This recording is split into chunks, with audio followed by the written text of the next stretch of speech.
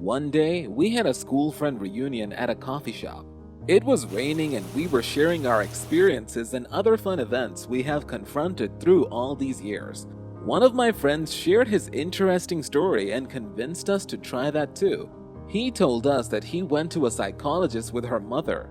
As he was waiting in the lobby for her mother's session to end, there were multiple printed pages on the table.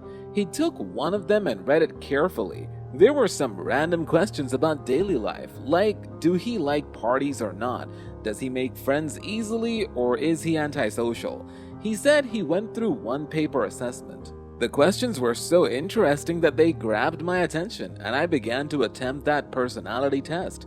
When I completed that, there was a little interpretation at the end of the test based on my answers, and shockingly, I came to realize that I am an introvert.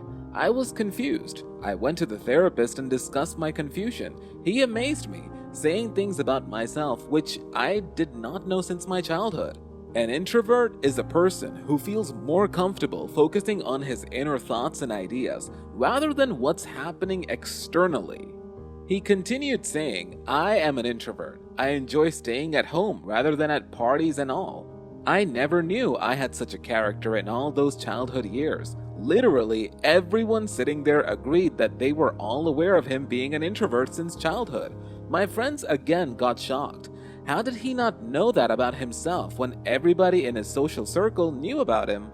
Amazed, he asked, do you guys know yourself well? This question shook us. That how can we know that? We know ourselves. My friend shared some of the following simple psychological techniques on the way to know ourselves. If you do not know enough about yourself, just like our friend, it is never too late to initiate growth. You can start learning now. According to Aristotle, knowing yourself is the beginning of all wisdom. Follow the video till the end and learn simple steps to master the wisdom of self-analysis leading to self-awareness. Identify your strengths. The first thing to invest in self-growth is knowing your strengths. According to the Oxford definition, strength is a positive trait for thinking, feeling, and behaving in ways that benefit oneself and others. The best test to know our strength is that you don't have to work hard. It will automatically reflect the perfection of your work. The second self-observation to be aware of the best thing about yourself is everyone would ask for your help in that relevant category of your strengths. Confidently pick your power up and start investing in it. Why is knowing a character's strength important? Because it provides a lens through which psychologists, educators, and even parents can see not only what makes a person unique, but also understand how to help that person build on those strengths to improve situations or outcomes. Embrace your flaws. Blaise Pascal once said, "Truly, it is an evil to be full of faults, but it is a still greater evil to be unwilling to recognize them, since that is to add further fault of a voluntary illusion." We innately resist looking at our negative qualities as a matter of psychological self-preservation. So how can we identify and work with our own shortcomings?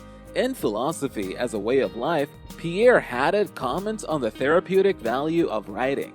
Haddad notes that writing helps you explain yourself to yourself. You can keep a personal journal and write anything about yourself, which you do not want to share. This therapeutic technique also boosts self-confidence. Be aware of your non-negotiable values. Psychologists often suggest that most of us have around 8 core values, and that these play the biggest role in motivating our choices at work, at home, and in everyday life. Make a list of the 8 values that you think guide you. In many cases, these will be moral commitments that you have. Another excellent way to know your values is to ask yourself, what are my standards? Where would I be non-negotiable? Let me give you a little example here. I hate people that bully. I can't tolerate it. It makes me feel worse. Because of this, I can't be around people that I deem to be bullies. This is my non-negotiable value. Comment yours. Stay in growing environment. A simple piece of advice from the psychologist is never be a part of an environment that restricts your mental growth. Your social circles say a lot about your personality. Vibing with the people that allows you to grow mentally are a source of your stability. Never give up on them. Don't give up on your purpose. Knowing the purpose of your life is one of the most challenging things to discover about yourself. It never gets clarified till death. Ask yourself following questions to help yourself to explore your purpose. Why am I doing this? Why did I start this in the first place? Do I stay motivated doing this? Am I courageous enough to initiate it? What is my concept behind this? Note down the answers and evaluate your responses. This is undoubtedly going to make you clear about yourself. Know the area of personal growth. Personal growth is crucial to love yourself. When you are aware of self-love, you know what the source of your inner peace is. Rule number 1 for personal growth is be original. You are the only version of yourself. If you are a nerd, be the best nerd you can be. If you are caring, be the most caring person you can be. You can attempt free personality tests like the Myers-Briggs personality test to discover what kind of personality you have. The sooner you come to terms with your character and what makes you, you, the sooner you will be happier within yourself. The prosperous area for your personality growth can be as ordinary as reading books, cooking, or helping the needy. Everyone has their self-interest. Know how to respond to your stress. What are your ways to cope with stress? This question says a lot about yourself than you might not know yet too. Do you hide under a blanket and cry or hypersomniac? Do you cook or read a book to escape the stress?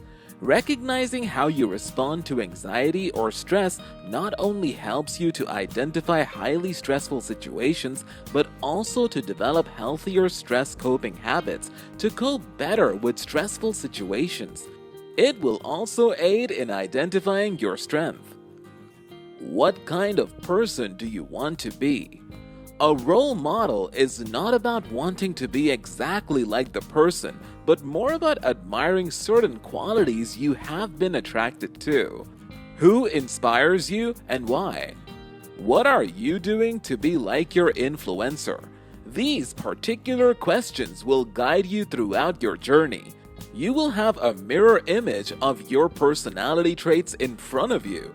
Make a list of the qualities of your role model and write down the ones that you would like to see in yourself. Life is a journey, and every day you learn new things about yourself. If there are things that you didn't know and can't answer about yourself yet, that is okay. You are still on your journey, and it never stops. If you are not sure where to start with your life goal. Just remember, you are the original version of yourself.